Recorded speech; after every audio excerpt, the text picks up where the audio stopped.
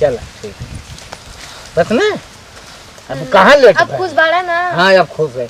अब कहाँ लेट भाई नहीं हमसे ज्यादा टाइम लगेगा। अब इतना कुल भइले के बाद ना अब तोके छोड़े के ना मन कर। अरे छोड़ा हो हमके देखा बहुत लेट होता अब हो। मन करता का दिन भर तो से बतियाए। अब ना छोड़े के मन कर मत जा।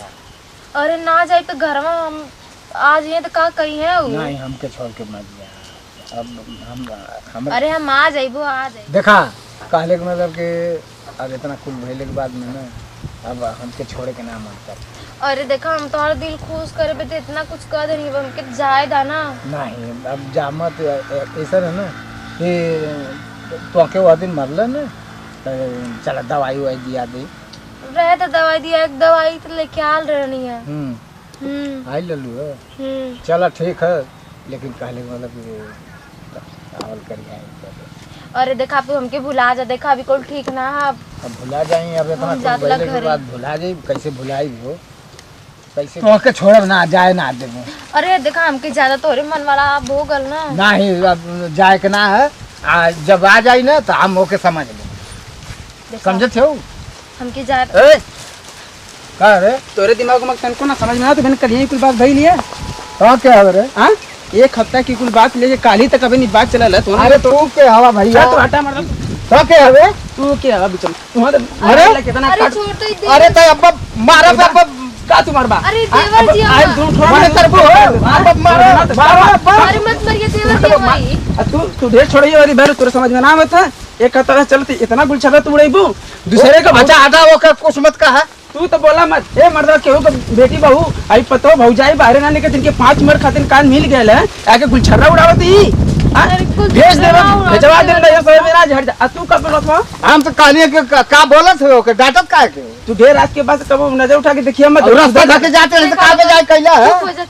तू तो हट जा बीचो में से फालतू बोला मत है तोरे समझ में ना आवत है भेजवा दे नहीं यरमा है सुना का है। अब मर्डर हो जाए मर्डर हो जाए का मर्डर हो जाए अब मारब खत्म कर दे छोड़ दो खत्म कर दे बाबा मर्डर हो जाए अब का मर्डर हो जाए। अरे तो बता देता है वो दिन बात केला घर वाला तो आज भैया ना हां मैं समझ ना तोर भाई हुआ दिन हमारा कोरन कह जाता है सोच के कुछ ना करना तू कगलत का तू छोड़ा इन्हें बताई दे इनसे कम है का बोल तू भैया रहना तो ना कुछ बोलना तो ना समझ में आ। अरे तब मारा भाग के दे अब उलट जाए बस अब तई बात बोल तो हां खाली तो समझ में तो ना का बिचवा में आ जाते हो देखा तो आस-पास पड़ोस का तो तू ही ने देखा तब देखा था हां एको पैसा का अक्कल ना बस बीच में आज हटन अब दिन तोड़ के देके देती हूं ना हमारा तो दिनों तो तोड़ देलो तीन के तो सारे का तोड़बे हम तो का खुद तोड़ दे पुरानी आओ पुरानी तो का खुद तोड़ दे चुप रहो। फिर बोलबा बहन बोलबा तोरे जैसे के ना हां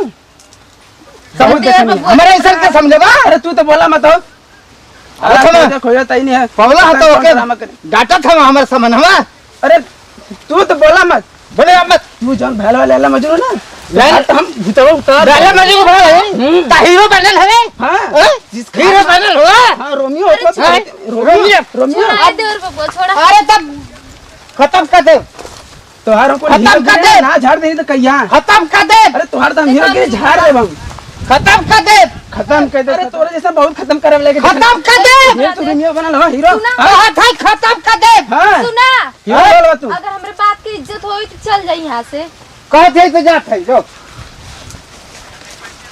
ये रोज रोज कोनो टंकी ना हद कह दे हमके। अरे सही से रहल करा सही से एक बार तो हो गल है दूसरे के अब्बा जाकर बता दे भैया से ना। हां देवर बबुआ ऐसा मत करी। हां देखा गलती तो हमसे हो गल पर भैया से मत कहिया ऐसा आज के बाद कबो ना होई ऐसा। यार तोरे चक्कर में भैया के चक्कर में बीच में हम फसली इतना जब माने उन्होंने तो का जोड़ थी ये सब कही लेके तोके आखिर का कमी तोके ये बतावा हम कैसे मान ले तू बेने ही ना करबू आज करो तू भैया के मरले के बाद फिर कहलू कैसे मानी हम। देवर बबुआ तो गलत समझे तो ओ दिन जोन भैल रहे ना वो बुढ़वा के हम समझावत रहनी है कि आज के बाद हमें पीछा न करी हमके भुला जाइए हम बस ये समझावत रहनी है और हमार कोनो गलती ना है। देखा हम पूछ रहे थे चाहे पीछा करे चाहे ना कर हमके हमरे घर में ई लफड़ा ना चाहिए अने तो फिर भैया से के हम भेजवा देम नहीं रे नहीं देवर वही आराम से रहिया ऐसे ना अगर होइत कहिया। भैया लोगन नमस्कार।